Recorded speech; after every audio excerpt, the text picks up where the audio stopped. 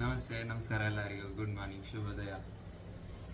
ಇವತ್ತಿಗೆ ನನ್ನ 1 year experience in IT field ಮುಗೀತು.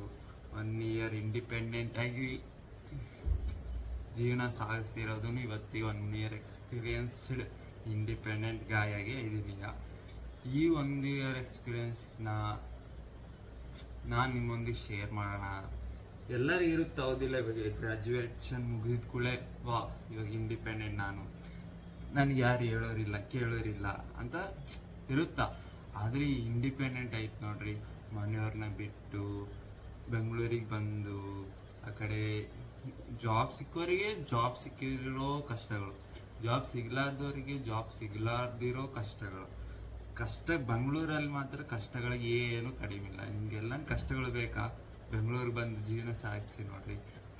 ಮೇಡಿ ನಿಮ್ಮ ಕಷ್ಟಗಳು ಕ್ಯೂ ಆಗಿ ನಿಂದಿರ್ತಾವ. ನನಗೆ ಕ್ಯೂ ಆಗಿ ನಿಂದಿರ್ತಾವಲ್ಲ ಕಷ್ಟಗಳು, ಜಸ್ಟ್ ಕಿಡ್ಡಿಂಗ್. ಅದೇ ಥರ ನಿಮ್ಗೂ ನಿಮ್ಗೆ ನಿಂದಿರಬಾರ್ದು ಅಂತ ಬಯಸ್ತೀನಿ. ಆದ್ರೂ ಏನು ಮಾಡೋದು, ಬೆಂಗಳೂರು ವೆದರೇ ಕಷ್ಟಗಳು ಕೊಡ್ತಾನೇ ಇರ್ತೈತಿ. ಅದು ಬಿಡ್ರಿ. ಇವಾಗ ನಂದು 1 ವರ್ಷ ಎಕ್ಸ್ಪೀರಿಯನ್ಸ್ ಮುಗೀತಾ IT ಫೀಲ್ಡಲ್ಲಿ. ಇವಾಗ ಯಾರ್ಯಾರು ಅನ್ನೋದಕ್ಕಿಂತ ನಂದು ವರ್ಷ IT ಫೀಲ್ಡ್ 1 ವರ್ಷ ನಂದು ಗ್ರಾಫ್ ಹೆಂಗಿತ್ತಂದರೆ ಮೇಲೆ ಕೆಳಗೆ ಹೋಗಿ ಬಂದು ಇವಾಗ 1 ವರ್ಷ ಕಂಪ್ಲೀಟ್ ಆಗೈತಿ. ಇವತ್ತೇ ನಾನು ವಿಡಿಯೋ ಮಾಡ್ತಿದ್ನಲ್ಲ, ಇವತ್ತಿಗೆ 1 ವರ್ಷ, ಕರೆಕ್ಟ್ 1 ವರ್ಷ ಕಂಪ್ಲೀಟ್. ನಾನು ಮೈಸೂರಲ್ಲಿ ಸ್ಟೆಪ್ ಆದಾಗಲಿಂದ ಇವತ್ತಿಗೆ 1 ವರ್ಷ ಕಂಪ್ಲೀಟ್. ಬರ್ರಿ, ನಾನು ಈ 1 ವರ್ಷ ನನ್ನ ಎಕ್ಸ್ಪೀರಿಯನ್ಸ್ ಶೇರ್ ಮಾಡೋಕ್ಕೆ ನಾನು ಏನೇನು ಮಾಡಿದೆ, ನಾನು ಯಾವ ಪ್ರಾಜೆಕ್ಟ್ಸಲ್ಲಿ ಮಾಡಿದೆ, ಆ ಪ್ರಾಜೆಕ್ಟ್ಸ್ ಹೆಂಗಿದ್ವು, ನನಗೆ ಕೊಟ್ಟಿರೋ ಅಸೈನ್ಮೆಂಟ್ಸ್ ಹೆಂಗಿದ್ವು, ನಾನು ಅಸೈನ್ಮೆಂಟ್ಸ್ನ ಮಾಡಿದೆ ಅನ್ನೋದು ನಿಮ್ಮ ಮುಂದೆ ಇಡ್ತೀನಿ. ಬರ್ರಿ, ವಿಡಿಯೋನ ಕಂಟಿನ್ಯೂ ಮಾಡೋಣ. ಫಸ್ಟ್ 1 ವರ್ಷ ಅಂದಿದ ಕೂಡಲೇ ಕಂಪ್ಲೀಟಾಗಿ 1 ವರ್ಷ ಏನಾಗಿಲ್ಲ. 1 ವರ್ಷದಲ್ಲಿ ನನ್ನ 4 ಮಂತ್ಸ್ ಟ್ರೈನಿಂಗ್ ಆಯಿತು. 2.5 ಮಂತ್ 2 or 1.5 ಮಂತು ನಾನು ಎಲ್ಲಿ ಬೆಂಚಲ್ಲಿ ಇದ್ದೆ. 1.5 ಮಂತ್ ಅರೌಂಡ್ 2 ಮಂತ್ ಆದಮೇಲೆ ನನಗೆ ಪ್ರಾಜೆಕ್ಟ್ ಸಿಕ್ತು. ಆ ಪ್ರಾಜೆಕ್ಟ್ ಅಂತ ಫಸ್ಟ್ ಪ್ರಾಜೆಕ್ಟ್ ಅದ್ರ ಮೇಲೆ ಬರ್ತೀನಿ. 4 ಮಂತ್ಸ್ ಟ್ರೈನಿಂಗ್. ಅವಾಗೇ ನಾನು ಟ್ರೈನಿಂಗ್ ವಿಡಿಯೋ ಹಾಕಿರ್ತೀನಿ, ನೋಡಿರ್ತೀರ. ಆ 4 ಮಂತ್ಸ್ ಟ್ರೈನಿಂಗ್, ಆ ಟ್ರೈನಿಂಗ್ ಎಷ್ಟು ಡಿಫಿಕಲ್ಟಿ ಇರಲಿ, ಆ ಟ್ರೈನಿಂಗ್ ನಾನು ಅಲ್ಲಿ ಡಿಫಿಕಲ್ಟ್ ಲೆವೆಲ್ ಮಾತ್ರ ಇರುತ್ತೆ, ಭಾಳ ಹೈನೇ ಇರುತ್ತೆ ಡಿಫಿಕಲ್ಟಿ ಲೆವೆಲ್. ಅದು ಹೆಂಗನೇ ಇರಲಿ, ಆದರೆ ಆ ಮೈಸೂರು ವೆದರಿಗೆ, ಆ ನ್ಯೂ ಫ್ರೆಂಡ್ಸ್ ಬರ್ತಾರಲ್ಲ ಅವ್ರ ಜೊತೆಗೆ, ಅದು ಟ್ರೈನಿಂಗ್ ಪೀರಿಯಡ್ ಅವಾಗ ಅಷ್ಟೇನು ಅನ್ಸಲ್ಲ. ಇವಾಗ ಇವಾಗ ಇಲ್ಲಿ ಬಂದು ವರ್ಕ್ ಮಾಡ್ತೀವಿ ನೋಡ್ರಿ. ಇವಾಗ ಬೆಂಗಳೂರಾಗಲಿ ಪರ್ಟಿಕ್ಯುಲರ್ DC, ನಿಮ್ಮ DCಯಲ್ಲಿ ನೀವು ಹೋಗ್ಬೋದು. ಹಂಗೆ ಬಂದಮೇಲೆ ಅವಾಗ ಅನಿಸ್ತೈತೆ ನಾವು ಭಾಳ ಇನ್ನೂ ಎಂಜಾಯ್ ಮಾಡ್ಬೋದಿತ್ತು ಅಂತ. ಏನಾಗಲ್ಲ, ಎಂಜಾಯ್ ನಾನು ಹೇಳ್ತೀನಲ್ಲ, ನಾವೊಂದು 6 ಮೆಂಬರ್ಸ್ ಗ್ಯಾಂಗ್ ಆಗಿಬಿಟ್ಟಿದ್ವಿ. ಅದರಲ್ಲಿ 3 4 ಜನ ಕರ್ನಾಟಕದವರು, ಇನ್ನೂ 2 ಮಹಾರಾಷ್ಟ್ರದವ್ರು ಇದ್ರು. ನಾನು ಅಷ್ಟು ಎಂಜಾಯ್ ಮಾಡೀನಿ. ಎಂಜಾಯ್ ಮಾಡಿದ್ದಾಯಿತು. ಅವರು ಅಲ್ಲಿಂದ ಡಿವೈಡ್ ಆದ್ವಿ, ಅವ್ರವ್ರ DC. ಭಾಳ ಜನ, ನಾವು 6 ಮೆಂಬರ್ಸ್ ಬೇರೆ ಕಡೆ ಹೋಗ್ಬಿಟ್ಟು ಇವಾಗ ನಾನು ಬಂದು ಬೆಂಗಳೂರಿಗೆ ಬಿದ್ದಿದ್ದ ಕೂಡಲೇ ನಿನಗೆ ಪ್ರಾಜೆಕ್ಟ್ ಕೊಟ್ಬಿಡ್ತಾರ, ತಗೋ ಅಂತಿಲ್ಲ. ಬೆಂಚಲ್ಲಿ ನೀನು ಕೂಡಲೇಬೇಕು. ನಮ್ಮ ಫ್ರೆಂಡ್ಸ್ ಇದುವರೆಗೂ 1 ವರ್ಷ ಆದ್ರೂ ಬೆಂಚಲ್ಲೇ ಇದ್ದಾರೆ. ಹಂಗಂತ ನಿಮ್ಗೆ ಬಂದಿದ್ದ ಕೂಡಲೇ ಪ್ರಾಜೆಕ್ಟ್ ಸಿಕ್ಬಿಡ್ತೈತೆ ಅಂತಲ್ಲ. ನೀನು ಕಂಟಿನ್ಯೂಸ್ ಇಂಟರ್ವ್ಯೂ ಪ್ರಿಪೇರ್ ಆಗಬೇಕು, ಕಂಟಿನ್ಯೂಸ್ ಕ್ಲೈಂಟ್ ಇಂಟರ್ವ್ಯೂ ಕೊಡಬೇಕು. ಒಂದೊಂದು ಸತಿ ಹೆಂಗಾಗುತ್ತೆ ಗೊತ್ತಾ, ನೀನು ಕರೆಕ್ಟಾಗಿ ಇಂಟರ್ವ್ಯೂ ಕೊಟ್ಟಿರ್ತೀಯ, ಆ ಇಂಟರ್ವ್ಯೂ ಕ್ಲಿಯರೂ ಮಾಡಿರ್ತೀಯ, ಆದರೆ ಕ್ಲೈಂಟು ಡಿಲೇ ಮಾಡ್ತಿರ್ತಾರೆ. ಅವಾಗ ಏನು ಮಾಡ್ತಾರಂದರೆ, ನಮ್ಮ ಯೂನಿಟು ಅದಕ್ಕಾಗಿ ಕಾಯ್ಕೊಂಡು ಕೊಡೋಕ್ಕಾಗಲ್ಲ, ಹೌದಿಲ್ಲ? ಅದಕ್ಕಂತ ಏನು ಮಾಡ್ತಾರೆ, ನಿಮ್ಮನ್ನ ಆ ಪ್ರಾಜೆಕ್ಟಿಗೆ ಬೇಡ ಅಂತ ಇನ್ನೊಂದು ಪ್ರಾಜೆಕ್ಟಿಗೆ ಕಳಿಸ್ತಾರೆ. ಅವಾಗ ಕ್ಲಿಯರ್ ಮಾಡಿದ್ದೇನಾಯ್ತು, ವೇಸ್ಟ್. ಇವಾಗ ಇಲ್ಲೇ ಹೋಗ್ತೀರ, ಅಲ್ಲಿ ಏನೋ ಬೈ ಚಾನ್ಸ್ ನೀವು ಓದಿರ್ಬೋದು, ಆದ್ರೆ ಕ್ಲಿಯರ್ ಮಾಡೋಕ್ಕಾಗಿಲ್ಲ ಅಂತ. ಆದರೆ ನಮ್ಮ ಯೂನಿಟ್ ಅವ್ರಿಗೆ ಏನು ಅನ್ನಿಸ್ತೈತೆ, ಇವನು ವೇಸ್ಟ್ ಫೆಲೋ ಅನ್ನೋಕ್ಕಿಂತ ಇನ್ನೂ ಸ್ವಲ್ಪ ಟ್ರೈನ್ ಆಗಬೇಕು ಅಂತ ಕಾಮನ್ ಆಗಿ ಅನಿಸ್ತೈತೆ. ಅವ್ರಿಗೆ ಏನು ಗೊತ್ತು, ನಾವು ಪ್ರೀವಿಯಸ್ ಇಂಟರ್ವ್ಯೂ ಚೆನ್ನಾಗಿ ಕೊಟ್ಟಿದ್ವಿ, ಕ್ಲಿಯರ್ ಮಾಡಿದ್ವಿ ಅಂತ. ಅದೇ ಥರ ಅಪ್ ಆ್ಯಂಡ್ ಡೌನ್ಸ್ ಬರ್ತಿತ್ತು. ಒಂದೊಂದು ಕ್ಲಿಯರ್ ಆಗ್ತಿತ್ತು, ಒಂದೊಂದು ಕ್ಲಿಯರ್ ಆಗ್ತಿದ್ದಿರಲಿಲ್ಲ. ಮ್ಯಾನೇಜರ್ ಹತ್ರ ಮಾತಾಡಬೇಕು, ಯಾಕೆ ಕ್ಲಿಯರ್ ಆಗಿಲ್ಲ, ಯಾಕೆ ನೀನು ಇನ್ನೂ ಅಪ್ ಸ್ಕಿಲ್ ಆಗಬೇಕು, ಹಿಂಗೆ ಅಂತ ನಾವು ಒಂದು ದಿವಸ ಇಂಟರ್ನಲ್ ಇವ್ಯಾಲ್ಯೂಯೇಷನ್ ನಡೀತದೆ. ಇಂಟರ್ನಲ್ ಇವ್ಯಾಲ್ಯೂಯೇಷನ್ ಅಂದರೆ ಬೆಂಚಲ್ಲಿ ಯಾರ್ಯಾರು ಇದ್ದಾರೋ ಅವ್ರಿಗೆಲ್ಲ ಒಂದ್ಸತಿ ಇಂಟರ್ನಲ್ ಇವ್ಯಾಲ್ಯೂಯೇಷನ್ ತೊಗೊಂಡಿತ್ತು ಅಂತ. ಹಂಗೆ ನನಗೆ ಗೊತ್ತಿಲ್ಲ ಅದು ಇಂಟರ್ನಲ್ ಇವ್ಯಾಲ್ಯೂಯೇಷನ್ ಅಂತ. ನಾನು ಹಂಗೆ ಅಟೆಂಡ್ ಆಗಂಗೆ ಆದೆ. ಮೀನ್ಸ್ ನಾನೆಲ್ಲ ಇಂಟರ್ವ್ಯೂಗೆ ಅಟೆಂಡ್ ಆದೆ. ನಂದು ಕ್ಲಿಯರ್ ಆಯಿತು. ಅಂತೂ ಎಲ್ಲರೂ ಒಂದೇ ಸೆಟ್ ಬಂತು ಅದು ಇಂಟರ್ನಲ್ ಇವ್ಯಾಲ್ಯೂಯೇಷನ್. ಆದರೆ ನಮ್ಗೆ ಯಾರಿಗೂ ಹೇಳಿಲ್ಲ ಅದು ಇಂಟರ್ನಲ್ ಇವ್ಯಾಲ್ಯೂಯೇಷನು ಚೆನ್ನಾಗಿ ಮಾಡಿರಿ ಅಂತ. ಸೊ ರ್ಯಾಂಡಮ್ ಆಗಿ ತೊಗೊಂಡ್ಬಿಟ್ರೆ ಇಂಟರ್ನಲ್ ಇವ್ಯಾಲ್ಯೂಯೇಷನ್ ಅಂತ ಅಂದರು. ಇಂಟರ್ನಲ್ ಇವ್ಯಾಲ್ಯೂಯೇಷನ್ ಮಾಡಿದ್ವಿ, ಅದ್ರ ಒಬ್ಬರು ಪಾಸ್ ಆಗಿಲ್ಲ, ಅವರು ಡೈರೆಕ್ಟ್ ಪಿಪ್ಪಲ್ಲಿ ಹಾಕ್ಬಿಟ್ರು. ಅವ್ರು ನನಗೆ ಪಿಪ್ ಅಂತ ಏನಂತೂ ಗೊತ್ತಿದ್ದಿಲ್ಲ.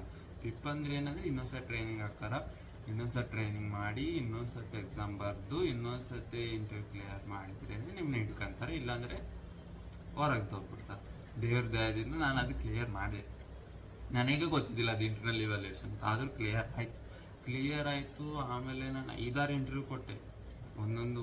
ಒಂದೇ ನಾವು ಫಸ್ಟ್ ಇಂಟರ್ವ್ಯೂ ನಾನು ಕರೆಕ್ಟಾಗಿ ಕೊಟ್ಟಿದ್ದಿಲ್ಲ. ಯಾಕಂದರೆ ಅವತ್ತೇ ಅವತ್ತೇ ಇಲ್ಲಿ ಬಂದು ಕುಂತೀನಿ ಬೆಂಗಳೂರಿಗೆ, ಅವತ್ತೇ ಕ್ಲೈಂಟ್ ಇಂಟರ್ವ್ಯೂ ಇತ್ತು.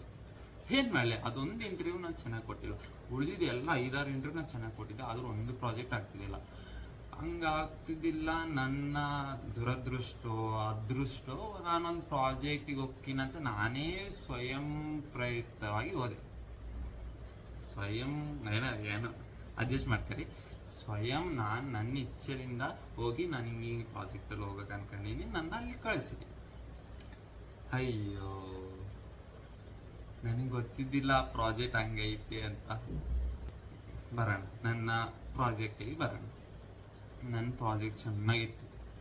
ಮೈಂಡ್ ಬ್ಲೋಯಿಂಗ್ ಪ್ರಾಜೆಕ್ಟ್ ಅದು. ನೀನು ಸ್ಟಾರ್ಟಪ್ ಅದು, ನೀನು ತುಂಬ ಕಲಿಬೋದು. ನಾನು ತುಂಬ ಕಲಿತೆ. ನಾನು ಅಲ್ಲಿ ಮೈಸೂರಲ್ಲಿ ಟ್ರೈನ್ ಆಗಿದ್ದು ರಿಯಾಕ್ಟ್, ಆದರೆ ಇಲ್ಲಿ ನಾನು ಕೊಟ್ಟಿರೋದು ಆ್ಯಂಗುಲರ್. ಹೌದಾ?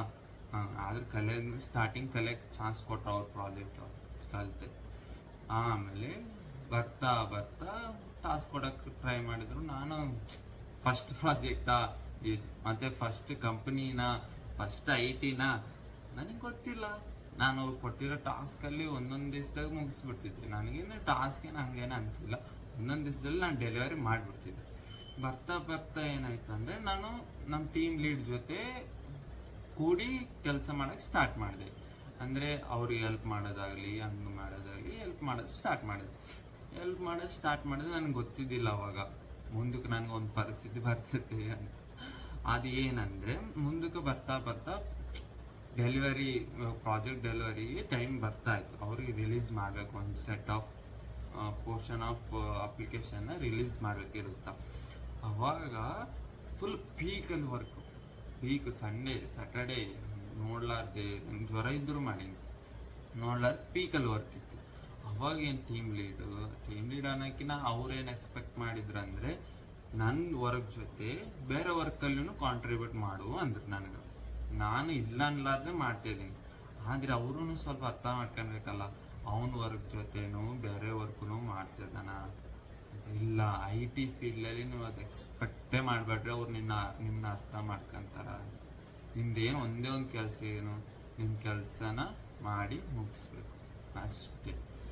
ನನಗಂತೂ ಆ ಪ್ರಾಜೆಕ್ಟ್ ಎಷ್ಟು ಟ್ರಾಮಟೈಸ್ ಮಾಡಿತ್ತಂದ್ರೆ, ಒಂದು ತಿಂಗಳ ನಾನು ಮಲ್ಕೊಂಡ್ರು, ತಿಂದರು, ಮನೆಗೆ ಹೋದ್ರೂ ಅದೇ ಯೋಚನೆ ನಂದು. ಅಷ್ಟು ಟ್ರಾಮಟೈಸ್ ಮಾಡಿಬಿಟ್ಟಿತ್ತು ನನಗೆ ತಲೆನೋವು, ಕಣ್ಗಳೆಲ್ಲ ಒಳಗೋಗಿ ನನ್ನ ಲೈಫ್ ಸೈಕಲ್ ಹಾಳಾಗ್ಬಿಟ್ಟಿತ್ತು. ನನಗೆ ಯಾವಾಗ ಉಣ್ತಾಯಿದ್ದೀನೋ ಯಾವಾಗ ಮಲಗ್ತಾಯಿದ್ದೀನೋ ಗೊತ್ತಾಗಿದ್ದಿಲ್ಲ. ಅವಾಗ ಹಂಗಾದೆ ಅಂತಾರೆ ನೋಡಿ, ನೀನು ಇವಾಗ ಲೆಫ್ಟಿಗೆ ಹೋಗ್ಬೇಕು, ನೀನು ರೈಟ್ ಟ್ರೈನ್ ಹತ್ಬಿಟ್ಟಿಯ, ಆದಷ್ಟು ಬೇಗ ತಿಳಿದು ಕೆಳಗೆ ತಿಳಿದು ಟ್ರೈನ್ಲಿಂದ ಹೊರಗೆ ಬಂದರೆ ನಿನಗೆ ಒಳ್ಳೇದು. ಇಲ್ಲ, ನೀನು ಎಷ್ಟು ದೂರ ರಾಂಗ್ ಟ್ರೈನಲ್ಲಿ ಹೋಗ್ತೀಯೋ ಅಷ್ಟೇ ಪಶ್ಚಾತ್ತಾಪ ಬರ್ತೀಯ. ಅಂದರೆ ಆದಷ್ಟು ಬೇಗ ನೀನು ರಾಂಗ್ ಟ್ರೈನು ಇಳಿದು ಬಿಡಬೇಕು ಅಂತ ಅನ್ಕೊಂಡು ಇಳಿದು ಬಿಡಬೇಕು. ಹೌದಾ? ಇವಾಗ ದೂರ ಆದ್ಮೇಲೆ ಮತ್ತೆ ರಿಟರ್ನ್ ಬರೋದು ಭಾಳ ಕಷ್ಟ. ನೀನು ಇಲ್ಲಿಗೆ ಹೋಗ್ಬೇಕು, ಈ ಪಾಯಿಂಟ್ A ಪಾಯಿಂಟ್ಲಿಂದ Bಗೆ ಹೋಗ್ಬೇಕು, Cಲಿಂದ ಮತ್ತೆ Aಗೆ ಬಂದು Bಗೆ ಹೋಗ್ಬೇಕು. ನೀನು ಅರ್ಥ ಮಾಡ್ಕೊ, ಅದು ಒಂದು ಮೈಂಡ್ ಸೆಟ್ ಇಟ್ಕೋ ಅಂತ ನಾನು ಪ್ಲ್ಯಾನ್ ಆಯಿತು. ನಂದೇನು ಆ ಪ್ರಾಜೆಕ್ಟ್ಲಿಂದ ನನಗೇನು ಇದಿಲ್ಲ. ನಾನು ಎಷ್ಟೇ ಕೆಲಸ ಕೊಟ್ಟರು ನಾನು ಮಾಡೋಕ್ಕೆ ರೆಡಿ, ನಾನು ಡೆಲಿವರಿನೂ ಮಾಡೀನಿ. ಆದರೆ ಎಕ್ಸ್ಟ್ರಾ ಕೆಲಸ ಕೊಟ್ಟಾರ, ನನ್ನ ಆ್ಯಕ್ಚುವಲ್ ವರ್ಕ್ ಐತೆ ಆ 2 ವರ್ಕ್ನು ನಾನು ಒಂದೇ ಸತಿ ಡೆಲಿವರಿ ಮಾಡಬೇಕು ಅಂದರೆ ಸ್ವಲ್ಪ ಟೈಮ್ ಕೇಳ್ತೀನಿ, ಹೌದಾ. ಟೈಮ್ ಕೇಳಿದ್ರು ಕೊಟ್ಟಿಲ್ಲ ಅವರು. ಇನ್ನೊಂದು ವಿಷಯ, ಅದೇ ಟೈಮಲ್ಲಿ ನಂಗೆ ಜ್ವರ ಬಂತು, ನಾನು ಹಾಸ್ಪಿಟಲೈಸ್ ಆಗೋಣ ಸಿಚುವೇಶನ್ ಬಂದಿತ್ತು. ಹಾಸ್ಪಿಟಲೈಸ್ ಆಗಿ ಸಿಚುವೇಶನ್ ಬಂದಿತ್ತು. ಆದ್ರೂ ಅವ್ರು ಏನಂದ್ರು ಗೊತ್ತಾ, ಸಂಡೇ ವರ್ಕ್ ಮಾಡು, ಸಂಡೇ ವರ್ಕ್ ಮಾಡಿ ನಂಗೆ ಡೆಲಿವರಿ ಮಾಡ್ಬೇಕು ನೀನು ಅಷ್ಟೇ. ನನಗೆ ಅಲ್ಲೇ ಅಷ್ಟು ವರ್ಕ್ ಮಾಡಿ ಸ್ವಲ್ಪ ಕನ್ಸರ್ನ್ ತೋರಿಸ್ತಿಲ್ಲಲ್ಲ, ಭಾಳ ಹೆಲ್ಪ್ ಮಾಡಿದ್ರು. ಅವ್ರಿಗೂ ಗೊತ್ತು ನಮ್ಮ ಪ್ರಾಜೆಕ್ಟ್ಸಲ್ಲಿ ಮ್ಯಾನೇಜ್ಮೆಂಟ್ ಹಿಂಗೆ ಇದ್ದಾರ ಅಂತ, ಅವರು ಹೆಲ್ಪ್ ಮಾಡಿದರು. ಆ ದೇವ್ರದಿಂದ ನಾನು ಆ ಪ್ರಾಜೆಕ್ಟ್ಲಿಂದ ಹೊರಗೆ ಬಂದು ಇನ್ನೊಂದು ಪ್ರಾಜೆಕ್ಟಿಗೆ ಜಾಯ್ನ್ ಆಗೀನಿ. ಈಗ ಸದ್ಯಕ್ಕೆ ಇನ್ನೊಂದು ಪ್ರಾಜೆಕ್ಟಲ್ಲಿ ಇದ್ದೀನಿ ನೋಡ್ರಿ ಅಷ್ಟೇ. ಯಾವತ್ತೂ ಒಂದೇ ಕಡೆ ನಿಂದಿರಬಾರ್ದು ಅಂತಾರೆ ನೋಡ್ರಿ, ನಿಂತಿದ್ದ ನೀರು ಸ್ಮೆಲ್ ಬರ್ತೈತೆ, ಅರಿಯೋ ನೀರು ಸ್ಮೆಲ್ ಬರಲ್ಲ ಅಂತ. ಅದೇ ಥರ ಆಗೋದೆಲ್ಲ ಒಳ್ಳೇದಕ್ಕೆ ಅಂದ್ಕೊಂಡು ಆ ಪ್ರಾಜೆಕ್ಟ್ಲಿಂದ ಹೊರಗೆ ಬಂದು ಇವಾಗ ಇನ್ನೊಂದು ಪ್ರಾಜೆಕ್ಟಿಗೆ ಸೇರೀನಿ. ಇವಾಗ ಇನ್ನೊಂದು ಪ್ರಾಜೆಕ್ಟಿಗೆ ಸೇರಿದ್ಮೇಲೆ ನನಗೆ ಸ್ವಲ್ಪ ಸಂತೋಷ. ಆದರೆ ಅಲ್ಲಿ ನಾನು ಫುಲ್ ಸ್ಟ್ಯಾಕ್ ಆಗಿದ್ದೆ, ಇಲ್ಲಿ ಸ್ವಲ್ಪ ನನಗೆ ಇಷ್ಟ ಬಂದಿದ್ದು ಡೊಮೈನ್ ಕೊಡ್ತಿದ್ದಾರೆ. ಒಟ್ಟಾರೆ ಇನ್ನೂ ಸ್ಟಾರ್ಟ್ ಆಗಿಲ್ಲ, ಅದನ್ನು ನಾನು 100% ಕೊಡ್ತೀನಿ ಅವ್ರಿಗೆ. ನನ್ನ ಕೆಲಸ ನಾನು ತೊಗೊಳೋ ಸ್ಯಾಲ್ರಿಗೆ ನಾನು 100% ಕೊಡಬೇಕು, ನಾನು 100% ಕೊಡ್ತಿದ್ದೀನಿ ಅಷ್ಟೇ. ಇವಾಗ ಸದ್ಯಕ್ಕೆ ಇಷ್ಟ ಆಗೈತೆ ನೋಡ್ರಿ. ಯಾರಿಗೆ ಎಷ್ಟು ನನಗೆ ಎಷ್ಟು ಆ ಪ್ರಾಜೆಕ್ಟಲ್ಲಿದ್ದಾಗ ನನಗೆ ಹೆಂಗೆ ಅನಿಸ್ತಿತ್ತು ಅಂದರೆ, ಎಲ್ಲ IT ಫೀಲ್ಡ್ ಹಿಂಗೆ ಬೇರೆ ಕೆರಿಯರ್ ನೋಡ್ಕೊಳ್ಳೋಂಥ ಪರಿಸ್ಥಿತಿಗೆ ತಂದ್ಬಿಟ್ಟಿದ್ರು ಅವರು. ಇನ್ನೊಂದು ಏನು ಗೊತ್ತಾ, ನಿಮ್ಮನ್ನ ನೆಗೆಟಿವ್ಸ್ ಆಗಲಿ ನಿಮ್ಮನ್ನ ಪಾಸಿಟಿವ್ಸ್ ಆಗಲಿ ಓವರಾಗಿ ಶೇರ್ ಮಾಡಬೇಡ್ರಿ, ಅರ್ಥಲ್ಲನಾಗಲಿ. ಆಮೇಲೆ ನೀವೇ ಯೋಚನೆ ಮಾಡ್ತೀರಾ, ಅಯ್ಯೋ ಯಾಕ ನಾವು ಓವರಾಗಿ ಶೇರ್ ಮಾಡಿದ್ನೆ, ಎಲ್ಲ ಶೇರ್ ಮಾಡಿಬಿಟ್ನಲ್ಲ ಇವ್ರ ಹತ್ರ ಅಂತ. ಅದಕ್ಕಂತ ಭಾಳ ಯಾರು ಎಲ್ಲರೂ ಅವ್ರ ಕೆಲಸ ಏನೋ ಅಷ್ಟೇ ಇರ್ತಾರೆ. ನೀವು ನಿಮ್ಮ ಕೆಲಸ ಏನೋ ಆಯ್ತಾ ಅಷ್ಟೇ ಇರಲಿ. ಅವ್ರು ನಮ್ಮವರು ಇವ್ರು ನಿಮ್ಮವರು ಅಂದ್ಕೊಂಡು ಇರೋಕ್ಕೆ ಹೋಗ್ಬಾರ್ದು. ಆ ಟೈಮ್ ಟೆಕ್ ಲೀಡ್ ಆಗಿರಲಿ, ಮ್ಯಾನೇಜರ್ ಆಗಿರಲಿ, ಅವ್ರು ಏನು ನಿಮ್ಮ ಕಡೆಯಿಂದ ನಿಮ್ಮ ಕೆಲಸ ಬೇಕಷ್ಟೇ. ನೀವು ಹೆಂಗಿದ್ದೀರಿ, ನೀವೇನು ಮಾಡ್ತಾಯಿದ್ದೀರಿ, ನೀವು ಯಾವ ಸಿಚುವೇಶನಲ್ಲಿ ಏನು ಮಾಡ್ತಾಯಿದ್ದೀರಿ ಅಂತ ಅವ್ರಿಗೆ ಏನು ಕೇರು ಮಾಡೋದಿಲ್ಲ, ಅಷ್ಟೇ ಹೇಳೋದು. ಇದು ನನ್ನ 1 ವರ್ಷ ಎಕ್ಸ್ಪೀರಿಯನ್ಸ್. 1 ವರ್ಷದಲ್ಲಿ ನಾನು ಒಂದು ಪ್ರಾಜೆಕ್ಟ್ ಕಂಪ್ಲೀಟ್ ಮಾಡಿ ಇವಾಗ ಇನ್ನೊಂದು ಪ್ರಾಜೆಕ್ಟಿಗೆ ಕಾಲು ಇಡ್ತಾ ಇದ್ದೀನಿ. ದೇವರ ಆಶೀರ್ವಾದದಿಂದ ಇದೊಂದು ಪ್ರಾಜೆಕ್ಟ್ ಚೆನ್ನಾಗಿರುತ್ತೆ ಅಂತ ಅನ್ಕೊಂಡಿನಿ. ಯಾಕಂದರೆ ಡೊಮೈನೂ ಚೆನ್ನಾಗೈತೆ. ಚೆನ್ನಾಗಿರಲಿ, ಆಗೋದೆಲ್ಲ ಒಳ್ಳೇದಕ್ಕೆ. ನೀವು ಇವಾಗ ನೋಡಿರಿ, ಇವಾಗ ನನ್ನ ಕೆಲಸ ಸಿಕ್ಕೈತೆ, ಹೌದಾ. ನನ್ನ ಕೆಲಸ ಸಿಕ್ಕಿದ್ರು ನಾವು ಡೈಲಿ ಇವಾಗ ಒಂದು ದಿವಸ AML ಕಲಿಬೇಕು, ಒಂದು ದಿವಸ ಪೈಥಾನು, ಒಂದು ದಿವಸ ಡಿಜಾಂಗು ಅಂತ ಡೈಲಿ ನಾವು ಇಂಪ್ರೂವೈಸ್ ಅಪ್ಸ್ಕಿಲ್ ಮಾಡ್ತಾನೆ ಇರಬೇಕು.